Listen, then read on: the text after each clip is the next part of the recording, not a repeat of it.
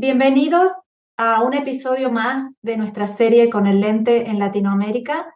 Soy Adriana Camisar, asesora de Benebrit Internacional para Asuntos Latinoamericanos y de las Naciones Unidas, y me acompaña mi querido colega y nuestro director para América Latina, Eduardo Kohn. Este es el segundo año de esta serie y la verdad es que cada vez disfrutamos más de estas entrevistas. Benebrit tiene desde hace muchísimos años una gran presencia en América Latina y hay muchas historias que merecen ser contadas. Este programa es diferente porque tenemos el gran honor de tener como invitados a Ruperto Long y a Charlotte de Grunberg. Ruperto es el autor del libro La niña que miraba los trenes partir. Una obra maravillosa cuya lectura yo recomiendo enormemente, que se adentra en una época muy oscura de la humanidad y nos permite conocer lo que fue el Holocausto, la Shoah, de una manera íntima y personal.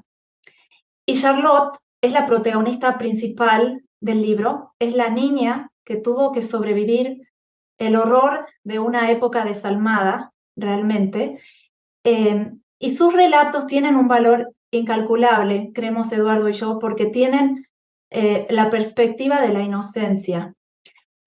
Ruperto, Charlotte, es un gusto enorme tenerlos con nosotros. Muchas gracias por haber aceptado nuestra invitación. Estimados amigos, la profesora Charlotte Grunberg y el ingeniero Ruperto Long, para mí es un privilegio poder entrevistar y conversar con ustedes. Ustedes dos me han honrado con su amistad hace muchas décadas. Conozco la imponencia de sus trayectorias.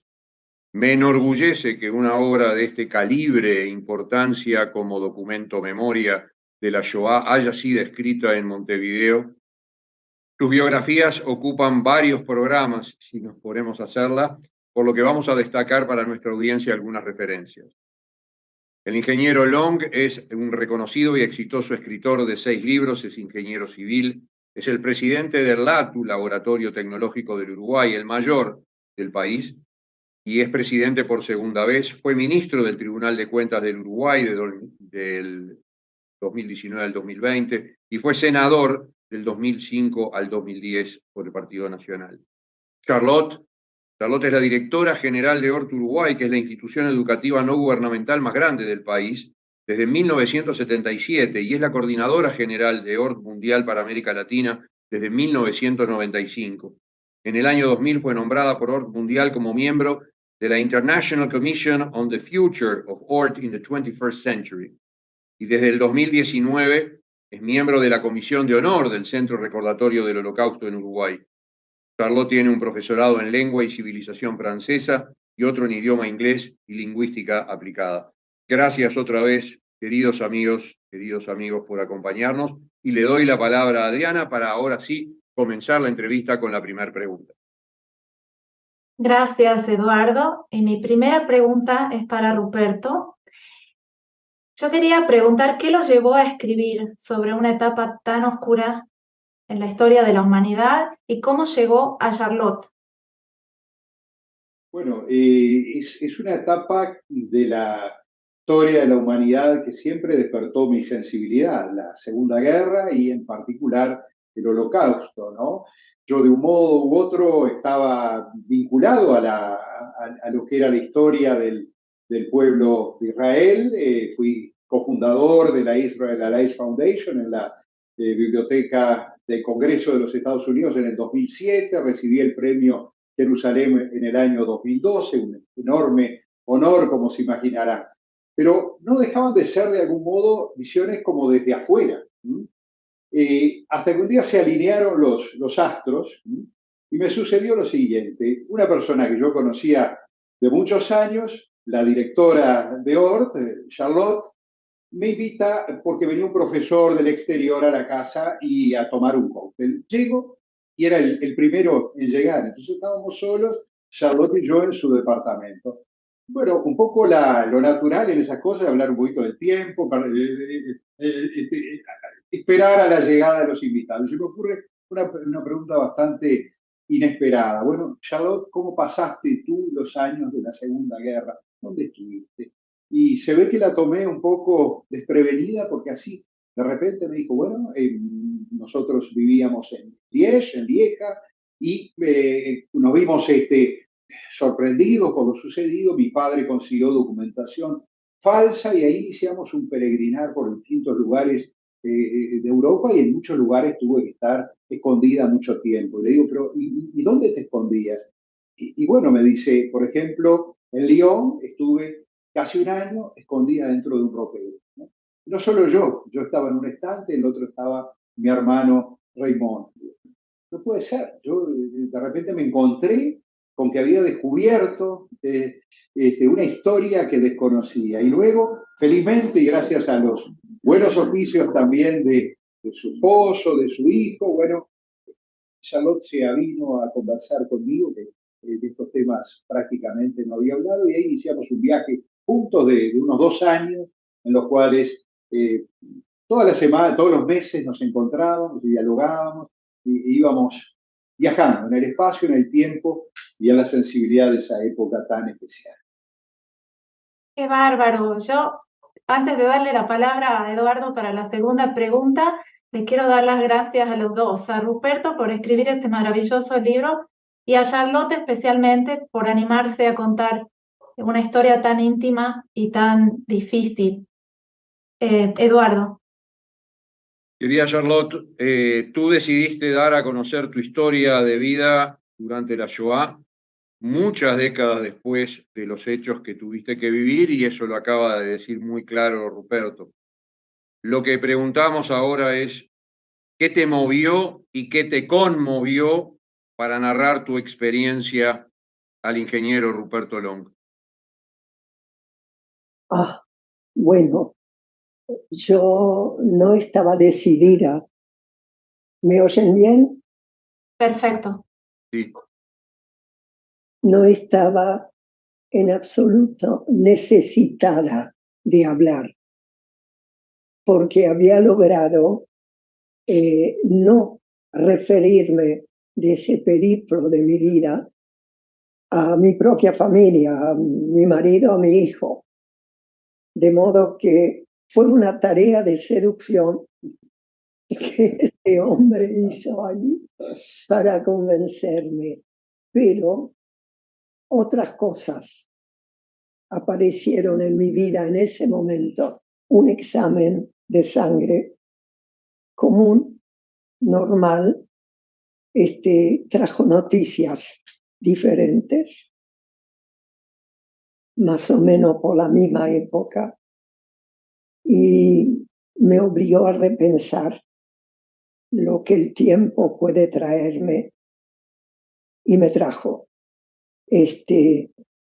Curiosamente, la determinación que tomé, si bien revolucionó mucho mi vida en ese momento, junto con algo que ya era bastante difícil de asimilar.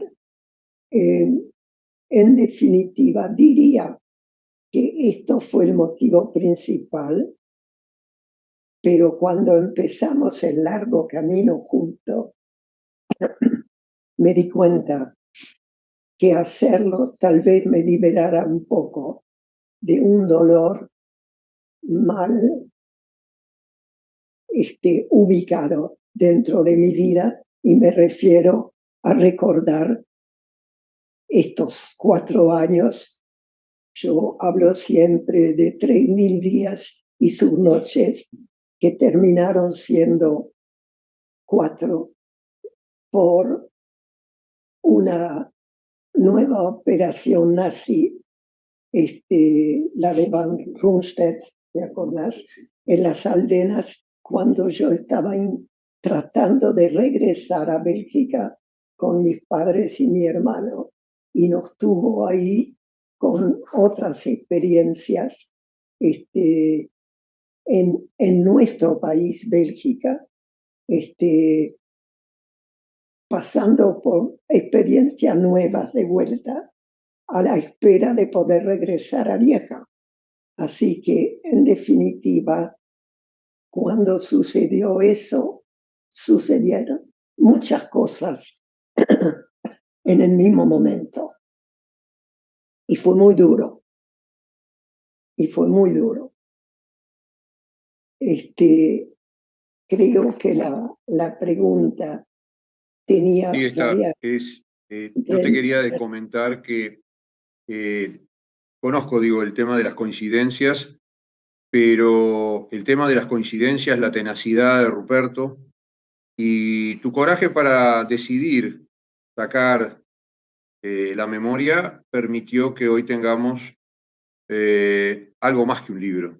Tenemos un documento histórico y por eso hay que agradecérselo a los dos, sin ninguna duda que hay que agradecérselo y agradecerte mucho a ti porque fue un esfuerzo, todos sabemos lo que significa el esfuerzo de la memoria, pero no la memoria que puede tener uno de algún hecho, sino una memoria de muchos años, como dijiste, muchos miles de días con sus miles de noches. Adriana, con mucho gusto, la tercera pregunta. Sí, antes de hacer esa pregunta, me imagino, Charlotte, lo doloroso pero también lo terapéutico que debe haber sido poder hablar de todo eso. Y hoy se te ve tan bien que seguramente fue algo muy positivo. La otra pregunta que quería hacerle ahora a Ruperto es la siguiente. El libro, además de la historia de Charlotte y de su familia, cuenta las historias paralelas de Alter, un primo de Charlotte que decide regresar de Bélgica a Polonia para buscar proteger a sus padres, estaba preocupado por ellos.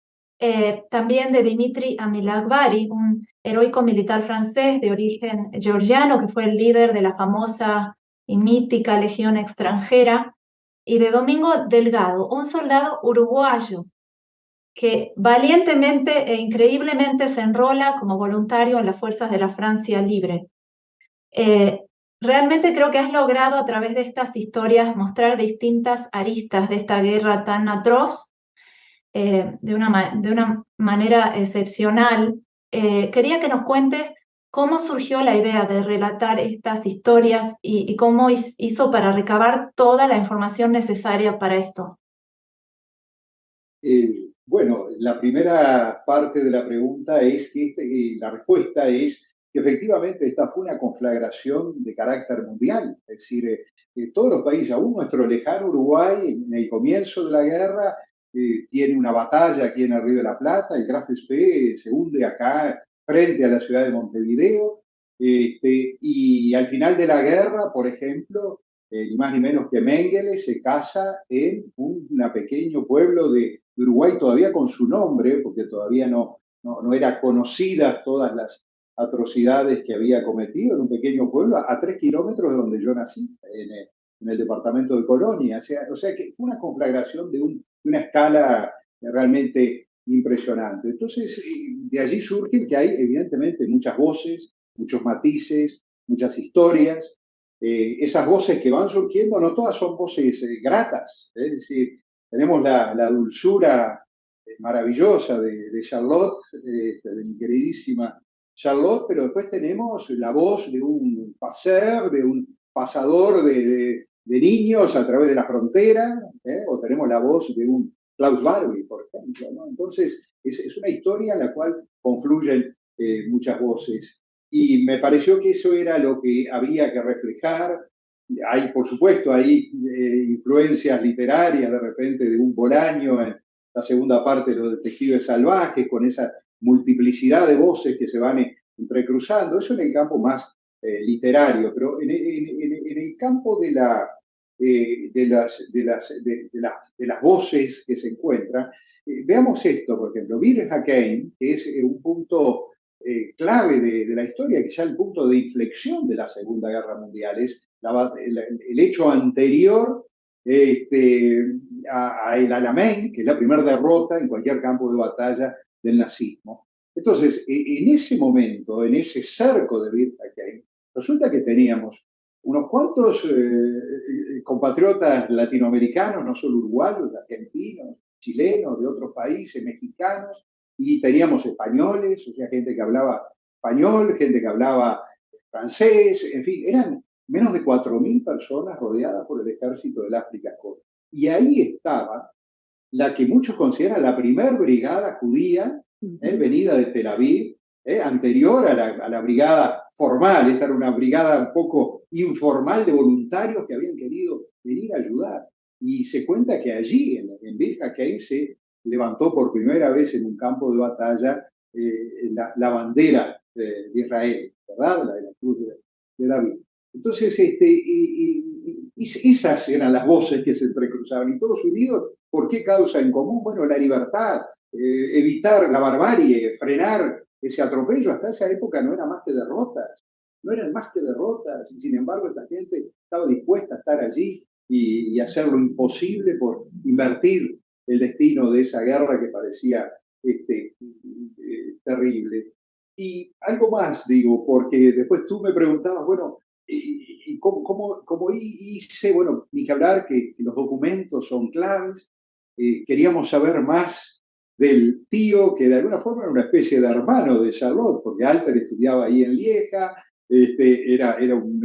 no tenía tanta diferencia de edades, una especie más de hermano mayor que de tío, pero realmente teníamos esa foto que está en el libro, en la cual se lo ve, alto, pintún, pero no teníamos tanto más. Y bueno, buscamos y buscamos, y un día nos llega de Yad Vashem documentación donde aparece él después de haber dejado Lieja y haber regresado a su Polonia, bueno, qué era lo que le había sucedido. Entonces pudimos de alguna forma, con enorme emoción, recuerdo aquel día como si fuera ahora con Charlotte, compartiendo esos fragmentos de esa vida que se nos fue, pero que de alguna forma estábamos pudiendo otra vez volver a traer a la vida. Y bueno, y Alter hoy día es una persona que tanta gente me la ha nombrado en el mundo, en tantos lugares.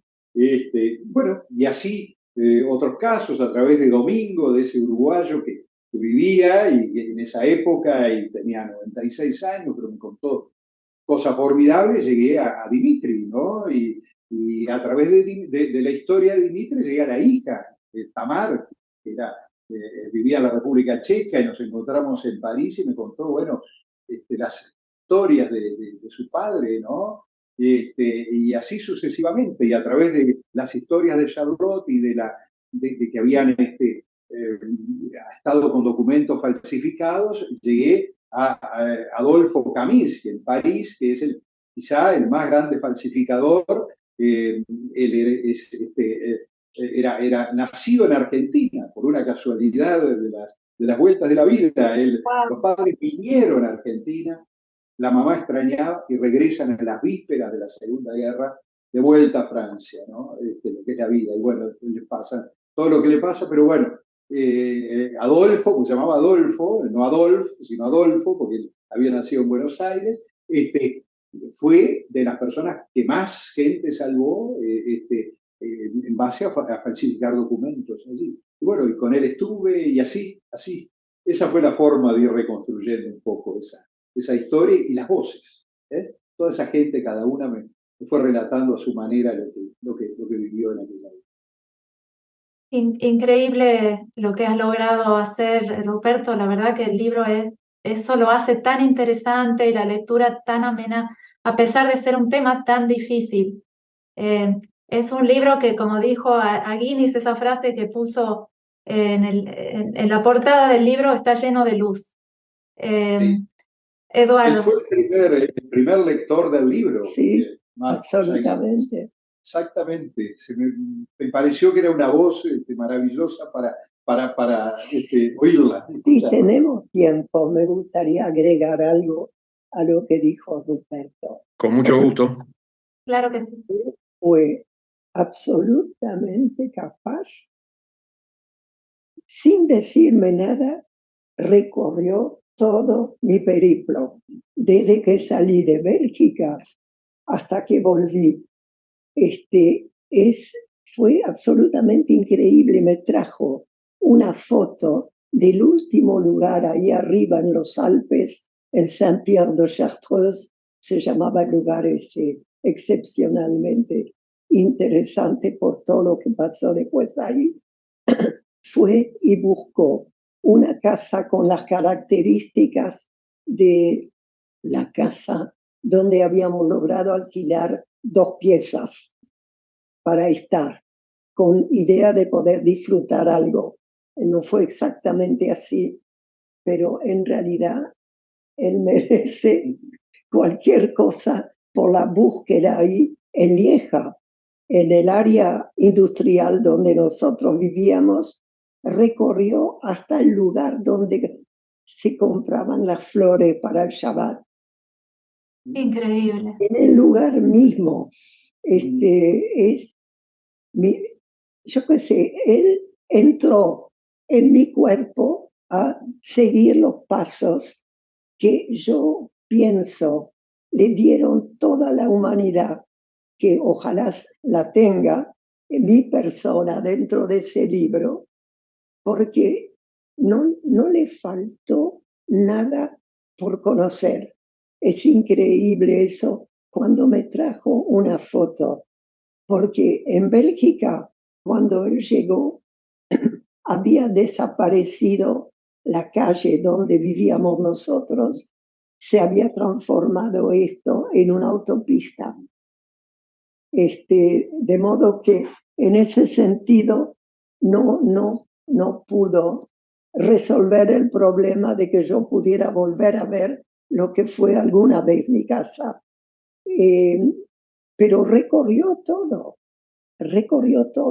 y todo el camino hasta Saint-Pierre-de-Chartreuse, en el sur de Francia y a una altura bastante grande. Bueno, la región es muy conocida por varias razones.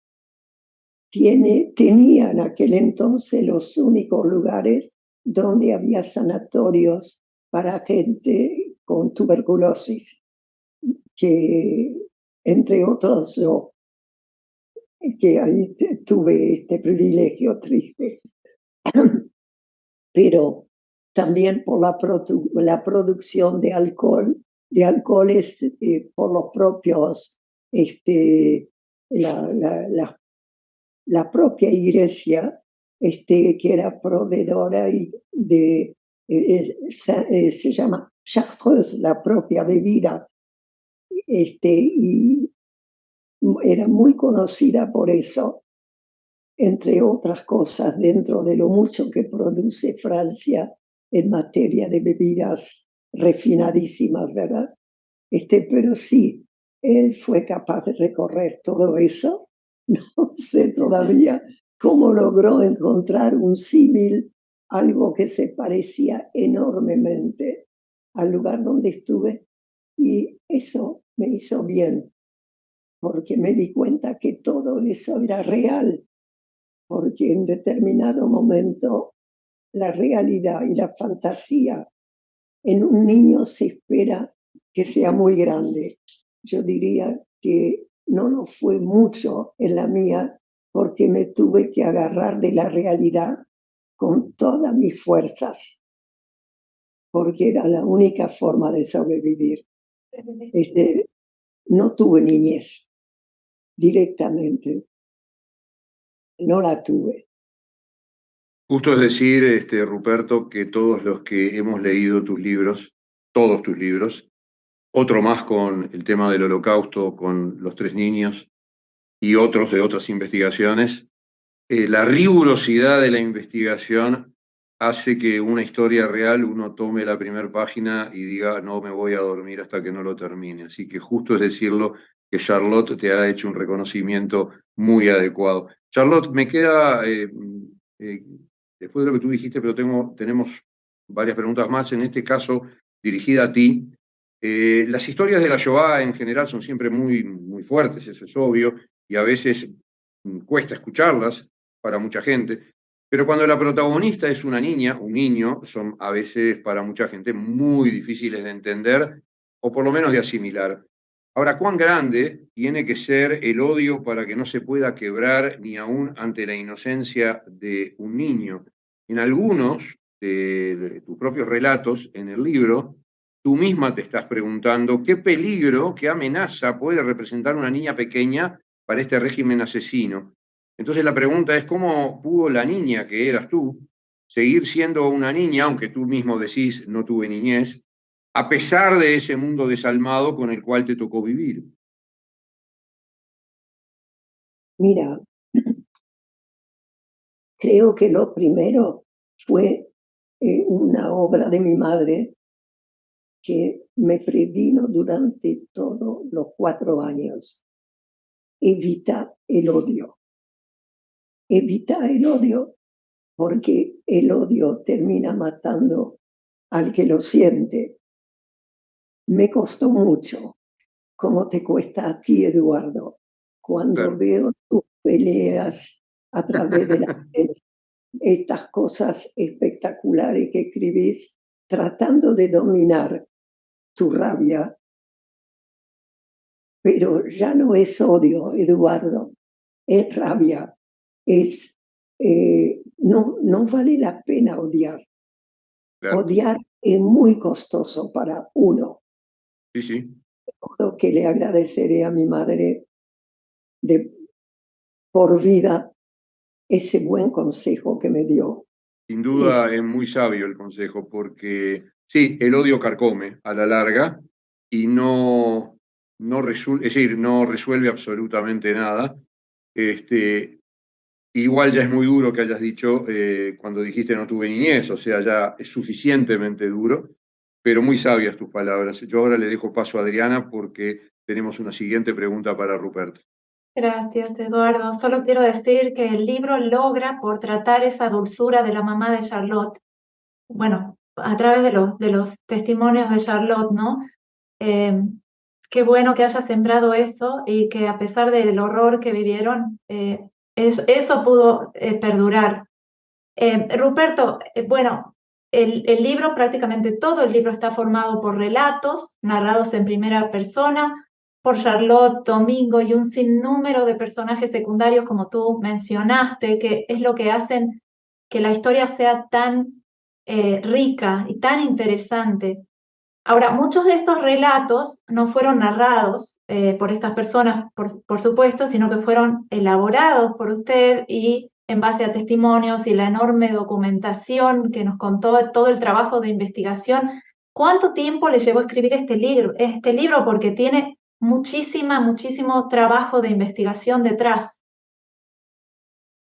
Bueno, el libro me tomó no menos de 3 años, quizá más inclusive, de lo cual buena parte fue el trabajo de investigación. Yo nunca empiezo a escribir hasta no haber, si no culminado, casi culminado la tarea de investigación, que eso me toma un par de años como mínimo, ¿no? Los 2 años que convivimos acá con Charlotte, que yo mientras tanto iba viajando y averiguando y reuniéndome con otra gente que podía ir enriqueciendo porque aquí cuando uno trabaja en una novela inspirada en hechos reales, es una especie de diálogo entre la realidad y la imaginación, ¿no? Es decir, la realidad que es la clave, lo que es la carnadura, lo más sustancial, pero también uno requiere de muchas veces imaginación para lograr recrear esos ambientes de una niña o de su familia en diversos lugares o de otras personas, de modo que al lector eso le llegue, ¿no? ¿Verdad? Cosa que a veces en un ensayo, en un libro de historia, bueno, es distinto, las claves son otras. Aquí es un tema de diálogo de corazón a corazón, digamos, ¿no? ¿Verdad? De sensibilidad del autor y la del lector, que tienen que conjugarse. Entonces eso es muy importante y es muy importante esa labor de investigación porque ayuda, nutre la imaginación, pero además es lo que le da la sustancia al tema. A mí me gusta una frase de Javier Cercas que dice, bueno, la buena literatura, digo, claro que no sé si es el caso, pero por lo menos es lo que uno aspira, no es la que huele a literatura, sino la que huele a realidad. Entonces ese es el gran desafío, lograr que cuando uno la lee diga, bueno, esto es así. Hay otra frase que a mí me ilumina mucho en estos relatos, que es de Mies van der Rohe, que fue también perseguido por el nazismo y se tuvo que ir de Alemania, por supuesto, y que él tomaba una frase que decía, en los pequeños detalles se esconde el diablo. pero él la complementaba y decía, pero también es posible encontrar a Dios. Es decir, en esos pequeños detalles que a veces no están, bueno, hay un relato pierde pie, pero si están esos detalles, bueno, uno transmite mucho más. Voy a poner un ejemplo. Cuando están en Grenoble, escondidos, la mamá quiere inventarles algo con esa ternura que tenía Blima, algo para entretenerlos, a sus hijos y alguna otra niña amiga que había, que estaban todos escondidos. Entonces, no tenía papel. Al final logra hacerse unos papeles que recoge de la calle. Eran volantes que habían tirado los nazis en Grenoble. Entonces, con esos volantes le hace un dominó, un dominó del lado de atrás, le hace un dominó. Y resulta que los volantes del otro lado lo que tenían era una exhortación a denunciar a los judíos escondidos. Eso, si uno lo hubiera escrito, hubiera sido inventado, bueno, pero no, sucedía, y es un canto a la vida, es un canto a esta mujer maravillosa que era capaz de inventar en esas circunstancias algo para animar a sus hijos, ¿no? Ese me resulta absolutamente maravilloso. Así es realmente maravilloso. Eduardo. Charlotte, cuando hoy estás en televisión, en radio, en diarios, pero cuando hoy vos estás escuchando, leyendo o viendo las brutales banalizaciones que gobernantes, incluso periodistas, intelectuales o gente que cree que es intelectual, hace con frecuencia utilizando el concepto de nazismo para descalificar cualquier cosa o definir hechos que están lejos incluso de lo que ha sido la idea nazi, pero bueno, se usa para banalizar o porque le sirve políticamente, etcétera. ¿Cómo te sentís tú y cuáles serían tus respuestas o tu respuesta a este tipo de banalizaciones que además se están haciendo reiteradas y muy reiteradas, además muy cerca nuestro? Y cuando digo cerca nuestro no hablo solo de donde vivimos, sino de todos los que nos rodean, los países que nos rodean hoy en día. Es muy dura esta pregunta. Sí. Que no le encuentro solución. De vez en cuando recurro a alguno de tus textos, porque tú no logras sentirte enfermo con eso. Yo trato de estar un poco menos, porque primero estoy en la educación. Claro. Necesito mantener un poco de optimismo, que el mundo no es tan malo como fue y sigue siendo. Se necesita, uno tiene que agarrarse de algunas cosas. Yo, por lo pronto, recurro muchas veces, te va a sorprender, a tus artículos, porque me siento capaz de acompañarte en los dos aspectos, en lo que escribís y que es real todo lo que decís, que ya eso en un periodista hoy día es un logro impresionante que diga la verdad de algo, y por otro lado, sé que te acompaño en el dolor ese y qué difícil que es convivir con él. Así que en realidad, viste, somos muchos lo que convivimos un dolor de este tipo, que es una aberración de un nivel que no, si te pones a pensar te vuelves loco.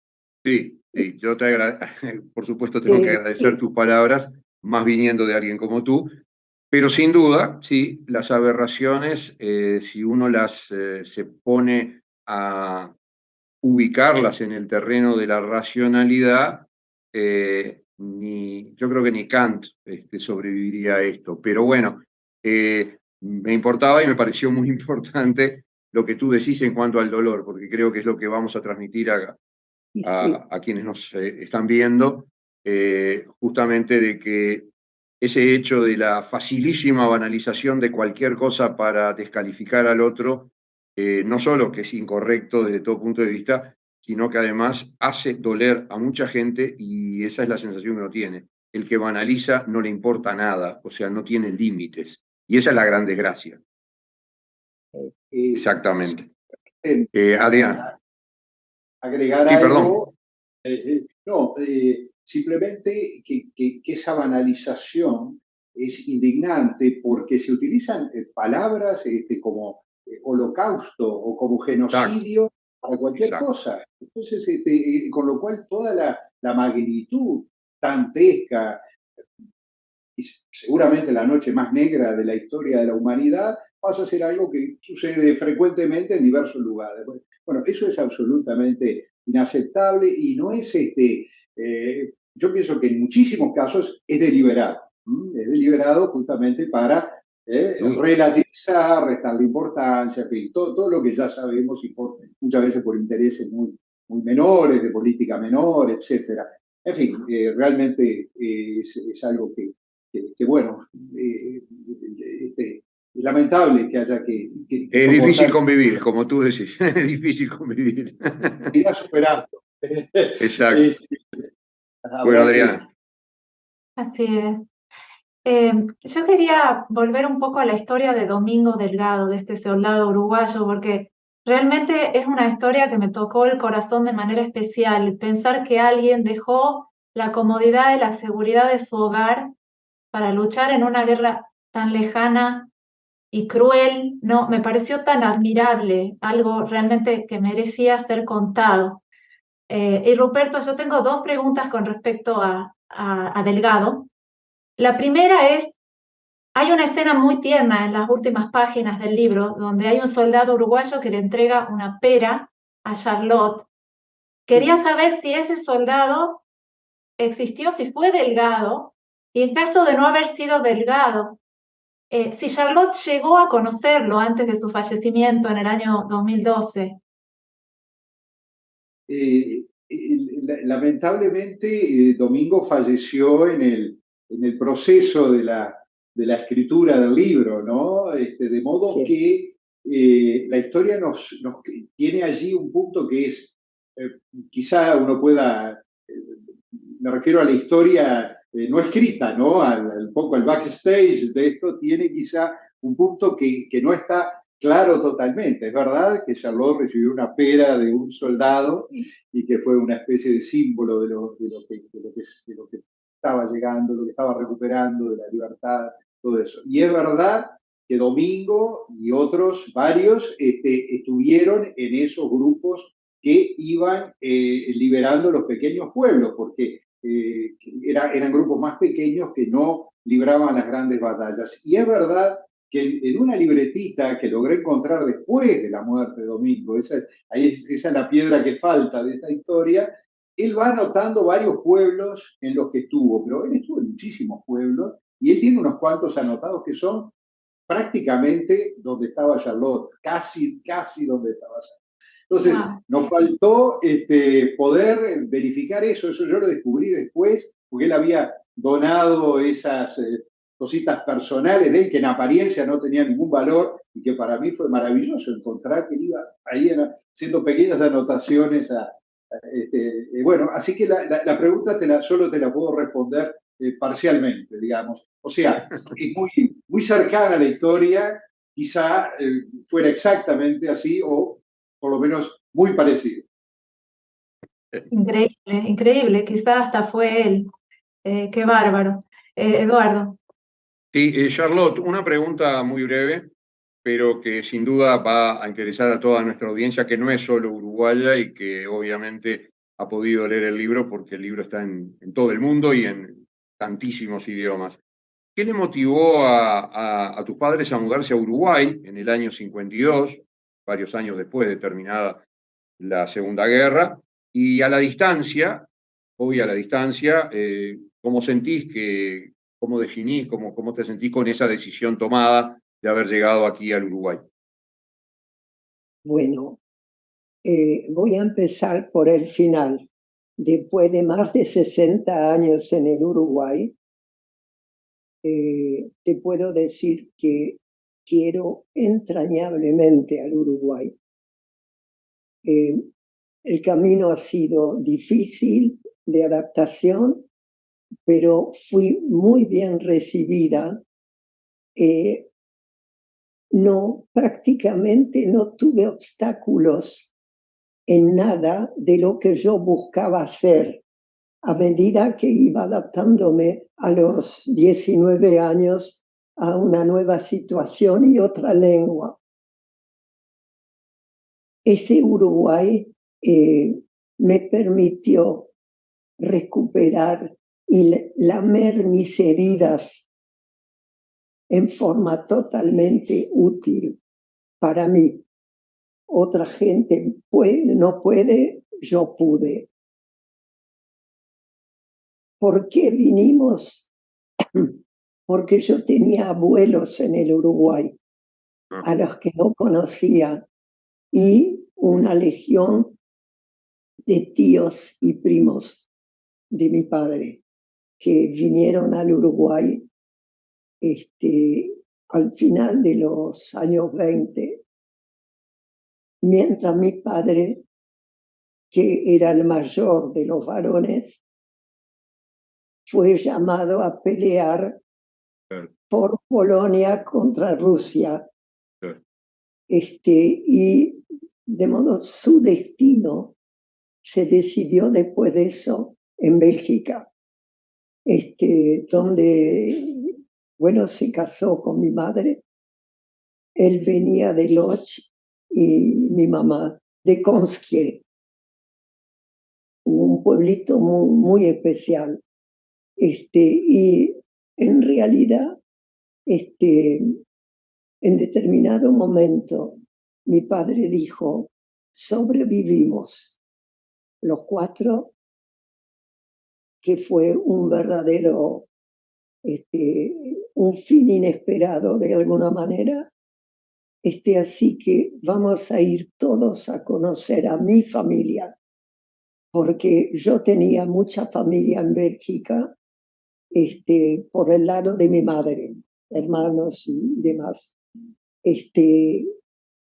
Y en definitiva vinimos al Uruguay a conocer a esos 3 niveles de familia, 3 generaciones ya.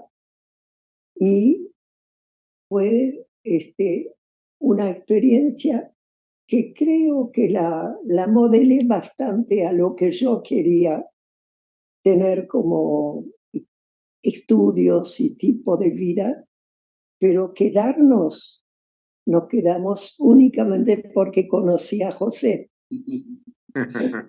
Faltaba esa parte, Ni más ni menos, ni más ni menos. A ver si la iba a contar o no. Y eso fue la razón por la que mis padres y mi hermano decidieron quedarse para no separar a la familia de vuelta. Y eso fue, creo que es una linda historia de vida personal y familiar. Y en realidad creo que hicimos bien. Creo que sí, Charlotte, porque formaron una familia extraordinaria. Tu historia en Uruguay es reconocida, la educación, un ícono total, un cambio total, lo que significa el Instituto Ort, ya lo dijimos al principio, no lo vamos a reiterar. Y hoy además la conducción educativa de Ort, bueno, que está haciendo tu hijo es también histórica y creo que sí, es una historia con un final hermosísimo, pero sabiéndola, queríamos preguntarla porque nos parecía vital, como dijo Ruperto, que obviamente quien está viendo esta magnífica historia de vida tan bien narrada en este libro, que supieran este detalle. Así que bueno, ahora dejamos a Adriana con la siguiente pregunta. Sí, Ruperto, quería preguntarte, el libro fue traducido en varios idiomas y presentado en varios países. Queríamos preguntarte, ¿cuál de estas presentaciones fuera de Uruguay te causó el mayor impacto y por qué? Bueno, habría para mencionar varias, pero alguna de ellas, este mismo año, en abril de este año, el libro que había salido en Rumania en plena pandemia, bueno, llegó a su 3ª edición y me nos invitaron, pero bueno, estuve yo allá en Bucarest y haciendo una pequeña gira Y uno de los eventos culminantes transcurrió en lo que ellos llaman el Parlamento, que dice es el Parlamento más grande del mundo, pero que en realidad fue construido por Ceausescu en una época de opresión, es un palacio gigantesco. Bueno, y en ese Parlamento, que como decía, en su momento fue símbolo de otra cosa, hoy es símbolo de democracia, los parlamentarios dejaron libre el recinto y eso se pobló de jóvenes liceales, digamos, de 14, 15, 16 años, a escuchar y hablar y opinar sobre este libro, ¿no? Eso fue absolutamente maravilloso. Hay que ver las fotos, lleno de muchachas y muchachos de esas edades, además, y con el interés que tenían. Como broche de oro todavía cuando termina, se me acercaron muchos y me dicen en inglés, porque bueno, no tenemos otra forma de comunicarnos, ¿lo puedo abrazar? Me abrazaban a mí, simplemente porque, bueno, de alguna forma había sido el que había trasladado esa emoción allí. Pero bueno, hubo muchas otras de otro tipo, por ejemplo, la Universidad de Salamanca, que la presentadora fue Izaskun Álvarez Cuartero, la vicerrectora. Bueno, ese ícono, la Universidad de Salamanca, la de Fray Luis de León y de la de Unamuno. Bueno, ahí estábamos con nuestro libro, fue realmente una emoción enorme, por supuesto. Ahora en noviembre lo presentamos en la Universidad Hebrea de Jerusalén, la Cátedra de Literatura Hispánica. Eso va a ser muy justo, muy justo. Muchas gracias, muchas gracias. Presentaciones que hicimos en Italia, donde el libro ha tenido una repercusión extraordinaria, verdaderamente extraordinaria, en lugares, me acuerdo, en Roma, ahí en el Instituto Cervantes, frente a la Piazza Navona, o en Venecia, en el Ateneo Véneto, lugares cargados de historia, y bueno, ahí estábamos pudiendo llevar este pedacito también de historia y con todas esas lecturas que tienen hacia nuestra vida hoy día, pues yo siempre digo, este es un libro en parte guiado por aquella frase de Marcos Aini, ¿no? Llena de luz. Es un libro sobre una época muy oscura, la más oscura de la historia, pero que tiene mucha luz, tiene mucha luz de los que gracias a Dios siguen estando con nosotros, y aún luz de los que se fueron, como Alter, por ejemplo, ¿no? O Dimitri, que se van por otras razones ahí en el Alamén. O sea, sigue dándonos luz esa historia. Sin duda. Bueno, sin duda. Eso tenemos que saber recogerlo,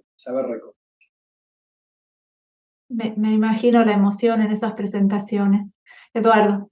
Sí, bueno, ya en la última pregunta para Charlotte, es muy parecida a la que le hicimos a Ruperto, porque ya lo mencionó Adriana, el libro fue traducido a varios idiomas y presentado en países muy diversos, como dice Ruperto.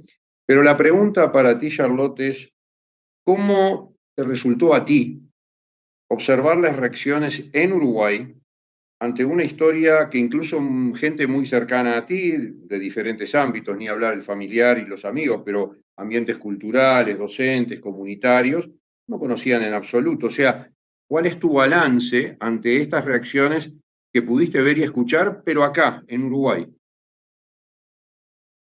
Mira, fue extraordinaria. Totalmente inesperado para mí, de pronto que me pidió un párroco en determinado momento si yo podía presentar. Ruperto estaba de viaje en algún lado. Estaba presentando el libro en otro lado. Sí. Estábamos a dos voces ahí. En esa parroquia, que reconozco que no tenía mucha experiencia de hablar en una parroquia por lo pronto sobre un tema de ese tipo, además porque, bueno, la iglesia no estaba tan lejos de algunos problemas, también con la grey judía, digamos, no sabía cómo iba a reaccionar.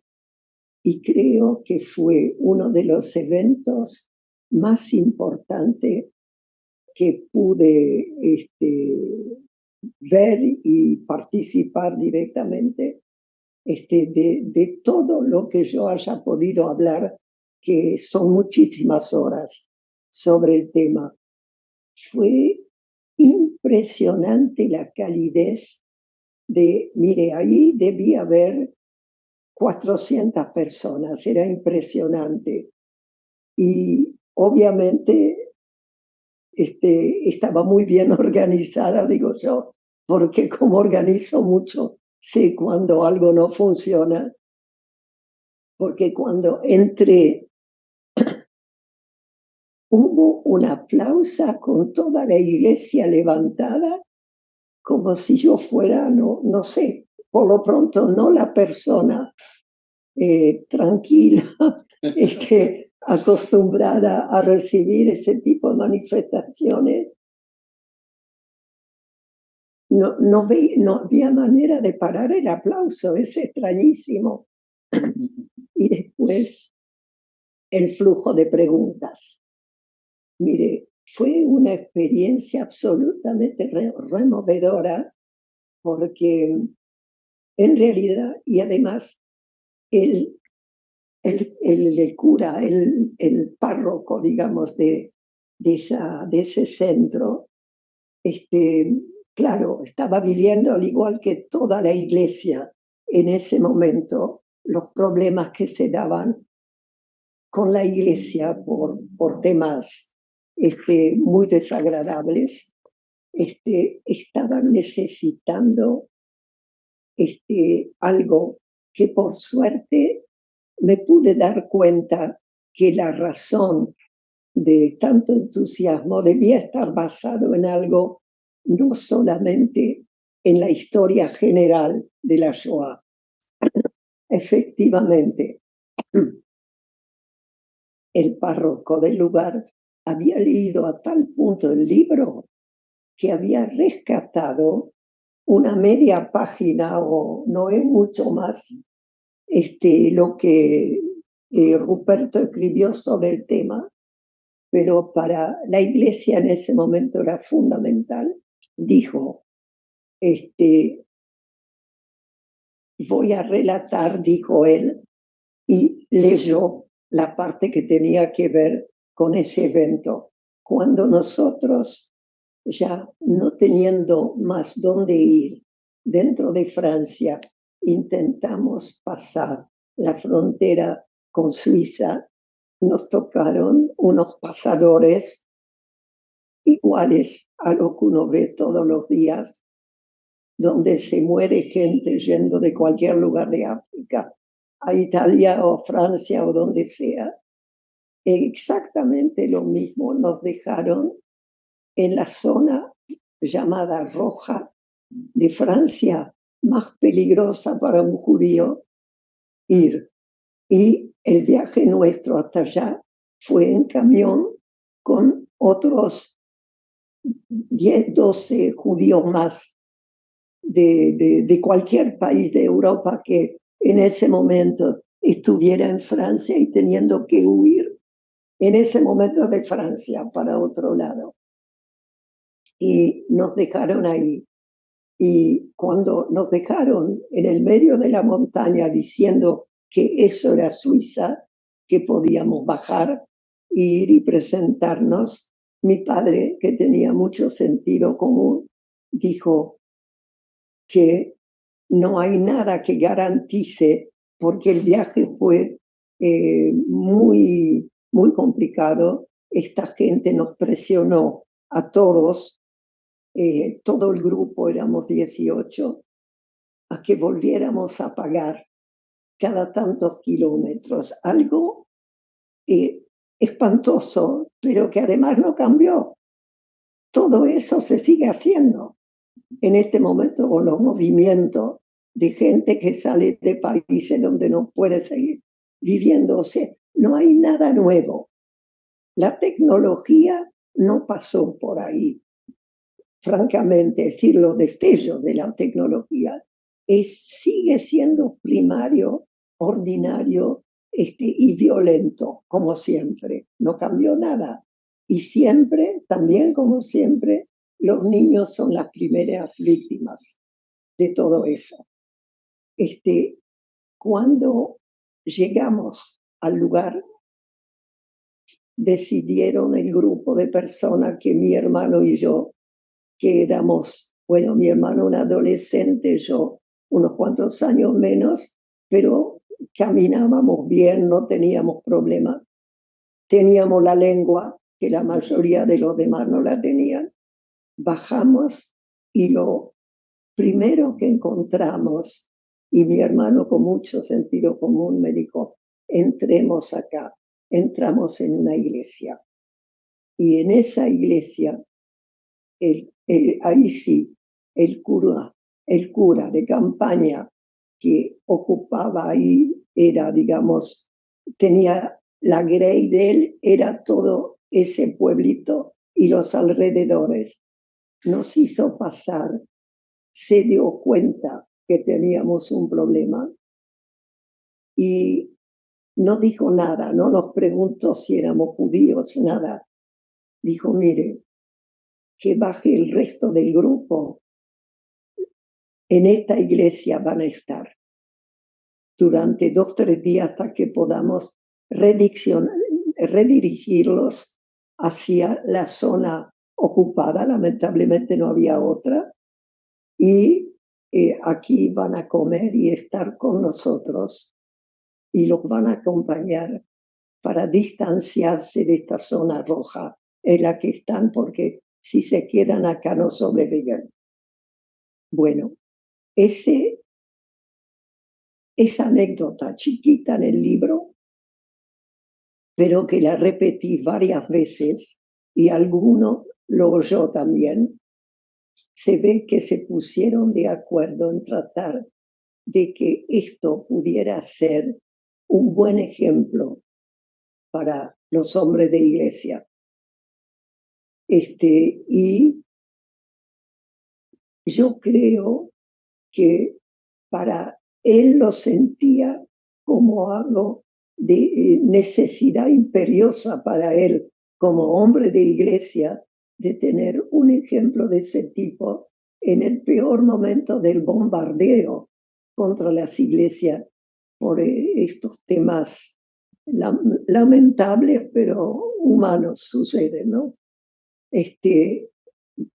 En definitiva, fue una experiencia muy, muy, muy especial, porque yo quedé pensando mucho tiempo, ¿por qué les interesa esto?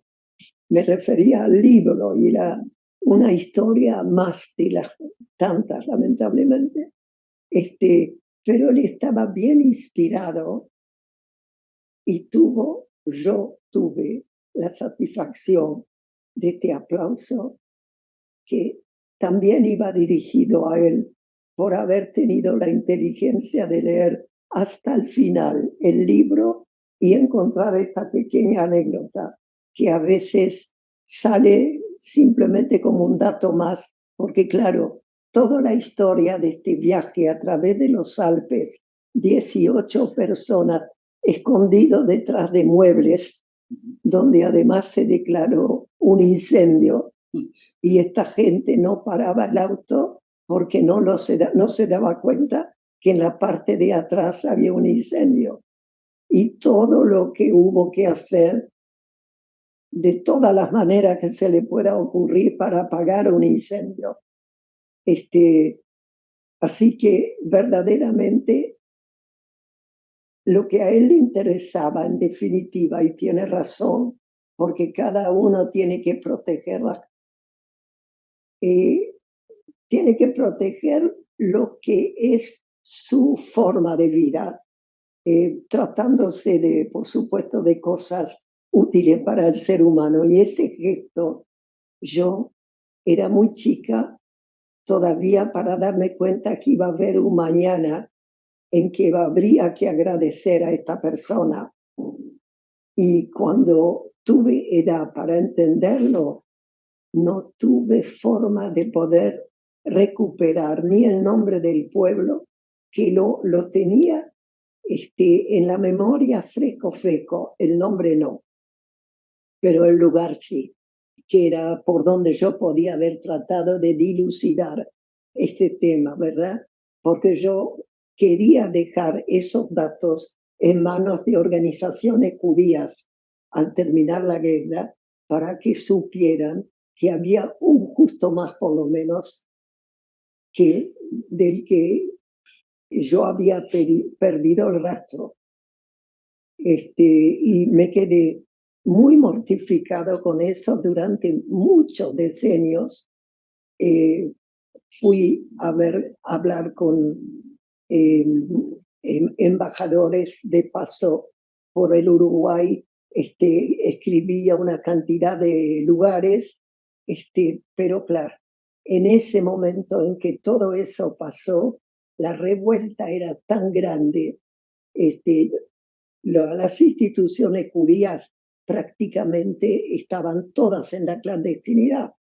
Había muy poca posibilidad de acceder. Después revolví todo lo que había en los documentos suizos, porque ellos se defendían de que habían ayudado mucho a los judíos, ¿verdad? De modo que hubo que repasar todos esos textos. No encontré nada, porque un individuo así no pudo haber decidido eso solo. Desde su iglesia, me imagino, que debe haber tenido que buscar un poco un respaldo para él, ¿verdad? No, uno piensa que no es posible, pero de cualquier manera, como sea, sin respaldo o no, el tipo hizo lo impensable. 18 personas que hasta que salimos del pueblo estábamos todos vivos. No sé qué pasó después, porque hubo 2 años más de guerra y había judío polaco, había judío de Hungría. Imagínense algunos que era imposible no darse cuenta que eran judíos. Así que verdaderamente creo, hay demasiado para contar y no queremos alargar. No, impactante, impactante. Bueno, Adriana, perdón. Sí, bueno, yo recuerdo brevemente, nada más voy a decir, en el relato, cuando se estaban por acercar a esa iglesia, el temor que tenían, porque no sabían con qué se iban a encontrar, y la verdad que sabemos que hay historias de la iglesia no tan positivas, pero qué bueno que haya habido historias como esa, hombres, ¿no? Porque además de ser un párroco, era un hombre, un ser humano que haya tenido esa actitud con ustedes tan humanitaria, y vale la pena rescatarla. Bueno, hemos llegado al fin del tiempo que teníamos, pero queremos agradecerle otra vez enormemente a los dos por permitirnos hacer esta entrevista y dar a conocer este maravilloso libro a toda la gente que nos sigue. Bueno, de mi parte, gracias a ambos, obviamente. Ha sido un privilegio enorme, enorme para mí tenerlos con nosotros y compartir esto con Adriana, porque evidentemente este lente de Latinoamérica que estamos haciendo, este 10º episodio, va a constituir, va a ser historia, porque esto es un documento histórico que acabamos de realizar con ustedes, y como esto evidentemente va a ir a la mayoría de los países que ustedes mismos han recorrido con este libro, porque esto no va solo a Latinoamérica, sino al ser traducido en inglés va a todos los países donde está Beneibrit en el mundo. Así que gracias por acompañarnos en la pantalla. Gracias a todos los que nos están mirando. Esperamos que nos sigan en el próximo episodio que haremos con el lente en Latinoamérica. Vamos a tener nuevamente invitados calificados, así que a todos hasta entonces, y a ustedes nuevamente muchas gracias.